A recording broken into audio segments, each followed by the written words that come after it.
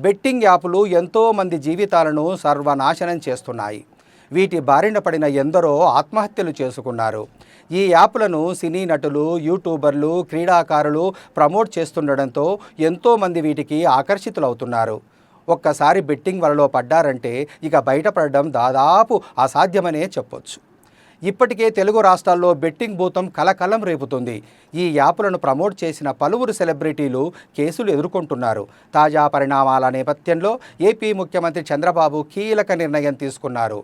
Online బెట్టింగ్పై ఉక్కుపాదం మోపుదామని ఆయన అన్నారు. బెట్టింగ్ను నియంత్రించేందుకు ప్రత్యేక చట్టాన్ని తీసుకొద్దామని తెలిపారు. మనం తీసుకునే నిర్ణయాలు ఆన్లైన్ గ్యాంబ్లింగ్ను పూర్తిగా అరికట్టేలా ఉండాలని చెప్పారు. రాష్ట్రంలో నేరాలు తగ్గినప్పటికీ ఆర్థిక నేరాలు పెరిగాయని చంద్రబాబు చెప్పారు.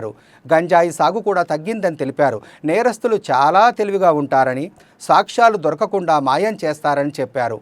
నేరస్తుల్లో కొందరు పారిపోతారని, మరికొందరు నేరాన్ని పక్క వ్యక్తులపై తోసేస్తారని, వైఎస్ వివేక హత్య కేసు దీనికి ఉదాహరణ అని అన్నారు. నేరాలను తగ్గించేందుకు పోలీసులు టెక్నాలజీని వాడుకోవాలని సూచించారు. నేరాలకు సంబంధించి ఫోరెన్సిక్ ఎవిడెన్స్ సేకరణలో జాగ్రత్తగా ఉండాలని చెప్పారు. మావోయిస్టుల విషయంలో అప్రమత్తంగా వ్యవహరించాలని సూచించారు. నేరాల నియంత్రణకు ప్రజల సహకారం కూడా తీసుకోవాలని చెప్పారు.